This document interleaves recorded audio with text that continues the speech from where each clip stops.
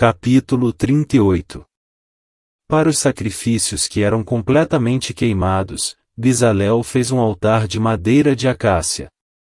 O tampo do altar era quadrado, medindo 2,20 metros de comprimento por 2,20 metros de largura, e o altar media 1,30 metro de altura. Bezalel fez 4 pontas para os 4 cantos do altar. Essas 4 pontas formavam uma só peça com o altar. E ele o revestiu todo de bronze. Fez também todas as peças para serem usadas no altar, isto é, as vasilhas, as pás, as bacias, os garfos e os braseiros. Todas essas peças foram feitas de bronze. Ele fez uma grelha de bronze em forma de rede e a colocou debaixo da beirada do altar, de modo que a grelha chegava até a metade da altura do altar. Fez 4 argolas para os 4 cantos da grelha, para enfiar nelas os cabos. Os cabos foram feitos de madeira de acácia e revestidos de bronze. Depois Bezalel enfiou os cabos nas argolas nos 2 lados do altar. O altar foi feito de madeira e era oco, com os espelhos de bronze das mulheres que faziam serviços na entrada da tenda da presença de Deus. Bezalel fez a pia e a sua base. Para a tenda da presença de Deus, Bezalel fez um pátio cercado de cortinas de linho fino. No lado suas cortinas tinham 44 metros de comprimento. Elas eram sustentadas por 20 postes de bronze com bases também de bronze. Os ganchos dos postes e os suportes das cortinas eram de prata. Bezalel fez a mesma coisa no lado norte do pátio. O pátio tinha 22 metros de largura, portanto, nos lados oeste e leste as cortinas tinham 22 metros de comprimento. Para sustentarem as cortinas, havia 10 postes e 10 bases, os ganchos e os suportes eram de prata. A entrada do pátio ficava no lado leste. De cada lado da entrada havia cortinas de 6,60 metros de comprimento, com 3 postes e 3 bases para sustentarem as cortinas. Todas as cortinas que ficavam em volta do pátio eram de linho fino. As bases das colunas eram de bronze, e os ganchos, os suportes e a parte de cima dos postes eram de prata. E todos os postes em volta do pátio eram unidos por suportes de prata. A cortina da entrada do pátio era de tecido feito de linho fino e de fios de lã azul, púrpura e vermelha, enfeitada com bordados. O comprimento dessa cortina era de 8,80 metros e a altura, de 2,20 metros, como as cortinas do pátio. Ela era sustentada por 4 postes com bases de bronze. Os ganchos, a parte de cima dos postes e os suportes eram de prata. Todas as estacas da tenda do pátio eram de bronze. A seguir vem a lista da quantidade dos metais usados na tenda da presença de Deus, onde estavam guardadas as 2 placas de pedra, com os 10 mandamentos. Moisés mandou fazer a lista, e ela foi preparada pelos levitas dirigidos por Itamar, filho do sacerdote Arão. Bezalel, filho de Uri neto de Hur, da tribo de Judá, fez tudo o que o Senhor havia ordenado a Moisés. O seu ajudante foi Aholiabe, filho de Aizamaque, da tribo de Dan. Aholiabe era gravador, desenhista e tecia linho fino e fios de lã azul, púrpura e vermelha. Todo o ouro que havia sido oferecido ao Senhor para a tenda sagrada pesava 1.000 quilos, de acordo com a tabela oficial. A prata da contagem do povo pesava 3.430 quilos, de acordo com a tabela oficial. Essa quantia foi igual ao total pago por todos os homens alistados na contagem do povo, e cada homem pagava a importância exigida, pesada de acordo com a tabela oficial. Foram alistados na contagem 603.550 homens de 20 anos para cima. Foram usados 3.400 quilos de prata para fazer as 100 bases da tenda sagrada e da cortina, isto é, 34 quilos para cada base. Com os 30 quilos de prata que sobraram, Bezalel fez os cabos, os ganchos para os postes e a parte de cima dos postes. O bronze que foi oferecido a Deus dava um total de 2.425 quilos. Com isso Bezalel fez as bases para a entrada da tenda da presença de Deus, o altar de bronze com a sua grelha, também de bronze, todos os objetos para o altar. Para as bases que ficavam em volta do pátio e para a entrada do pátio, e todas as estacas para a tenda e para o pátio que ficava em volta da tenda. Um homem chamado Lázaro estava doente. Ele era do povoado de Betânia, onde Maria e a sua irmã Marta moravam. Esta Maria era a mesma que pôs perfume nos pés do Senhor Jesus e os enxugou com os seus cabelos. Era o irmão dela, Lázaro, que estava doente. As duas irmãs mandaram dizer a Jesus: Senhor, o seu querido amigo Lázaro está doente. Quando Jesus recebeu a notícia, disse: o resultado final dessa doença não será a morte de Lázaro. Isso está acontecendo para que Deus revele o seu poder glorioso, e assim, por causa dessa doença, a natureza divina do Filho de Deus será revelada. Jesus amava muito Marta, e a sua irmã, e também Lázaro. Porém, quando soube que Lázaro estava doente, ainda ficou 2 dias onde estava. Então disse aos seus discípulos: vamos voltar para a Judeia. Mas eles disseram: Mestre, faz tão pouco tempo que o povo de lá queria matá-lo a pedradas, e o Senhor quer voltar? Jesus respondeu: por acaso o dia não tem 12 horas? Se alguém anda de dia não tropeça porque vê a luz deste mundo.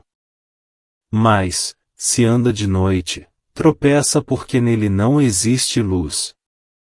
Jesus disse isso e depois continuou: o nosso amigo Lázaro está dormindo, mas eu vou lá acordá-lo.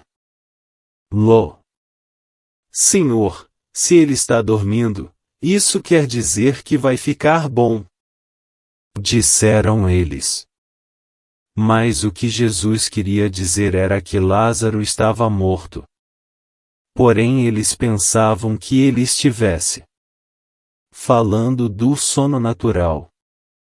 Então Jesus disse claramente: Lázaro morreu.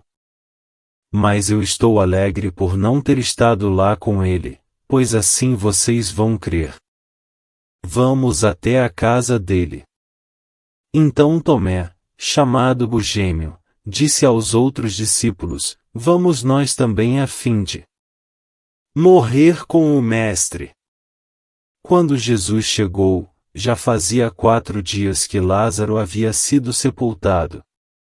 Betânia ficava a menos de 3 quilômetros de Jerusalém. E muitas pessoas tinham vindo visitar Marta e Maria para as consolarem por causa da morte do irmão. Quando Marta soube que Jesus estava chegando, foi encontrar-se com ele. Porém Maria ficou sentada em casa. Então Marta disse a Jesus: se o Senhor estivesse aqui, o meu irmão não teria morrido. Mas eu sei que, mesmo assim, Deus lhe dará tudo o que o Senhor pedir a ele. O seu irmão vai ressuscitar. Disse Jesus. Marta respondeu: Eu sei que ele vai ressuscitar no último dia. Então Jesus afirmou: Eu sou a ressurreição e a vida. Quem crê em mim, ainda que morra, viverá. E quem vive e crê em mim nunca morrerá. Você acredita nisso? Sim, Senhor. Disse ela.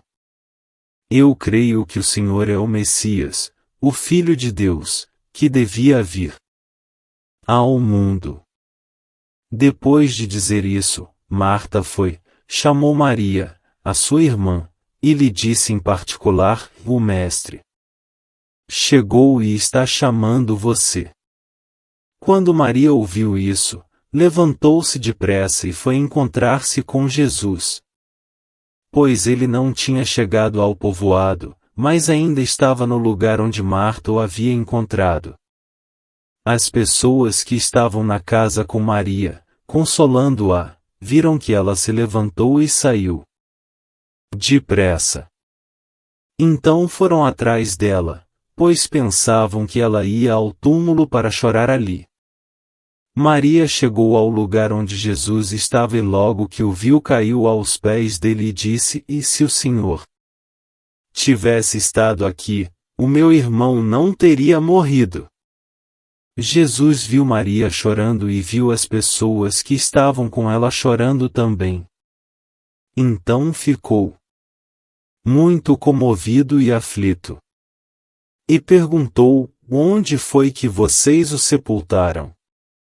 Venha ver, Senhor. Responderam. Jesus chorou. Então as pessoas disseram: Vejam como ele amava Lázaro.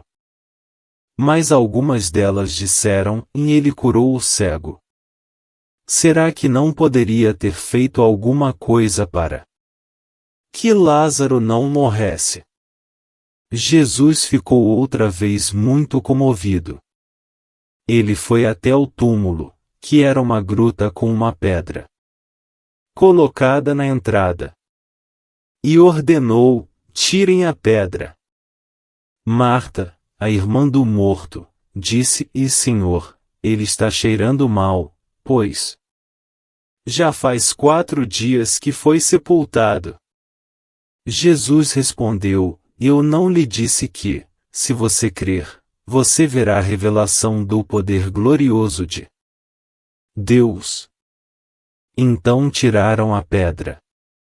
Jesus olhou para o céu e disse: Pai, eu te agradeço porque me ouviste. Eu sei que sempre me ouves, mas eu estou dizendo isso por causa de toda esta gente que está aqui, para que eles creiam que tu me enviaste. Depois de dizer isso, gritou: Lázaro, venha para fora. E o morto saiu. Os seus pés e as suas mãos estavam enfaixados com tiras de pano, e o seu rosto estava enrolado com um pano. Então Jesus disse: Desenrolem as faixas e deixem que ele vá. Muitas pessoas que tinham ido visitar Maria viram o que Jesus tinha feito e creram nele. Mas algumas pessoas voltaram e contaram aos fariseus o que ele havia feito. Então os fariseus e os chefes dos sacerdotes se reuniram com o conselho superior e disseram: que é que nós vamos fazer? Esse homem está fazendo muitos milagres. Se deixarmos que ele continue fazendo essas coisas, todos vão crer nele. Aí as autoridades romanas agirão contra nós e destruirão o templo e o nosso país. Então Caifás, que naquele ano era o grande sacerdote, disse: Vocês não sabem nada. Será que não entendem que para vocês é melhor que morra apenas um homem pelo povo do que deixar que o país todo seja destruído? Naquele momento Caifás não estava falando por si mesmo. Mas, como ele era o grande sacerdote, naquele ano, estava profetizando que Jesus ia morrer pela nação. E não somente pela nação, mas também para reunir em um só corpo todos os filhos de Deus que estão espalhados por toda parte. Então, daquele dia em diante, os líderes judeus fizeram planos para matar Jesus. Por isso ele já não andava publicamente na Judéia, mas foi para uma região perto do deserto, a uma cidade chamada Efraim, e ficou ali com os seus discípulos. Faltava pouco tempo para a festa da Páscoa. Muitos judeus foram a Jerusalém antes da festa para tomar parte na cerimônia de purificação. Eles procuravam Jesus, e no pátio do templo, perguntavam uns aos outros: o que é que vocês acham? Será que ele vem à festa? Os chefes dos sacerdotes e os fariseus queriam prender Jesus. Por isso tinham dado ordem para que, se alguém soubesse, contasse onde ele estava.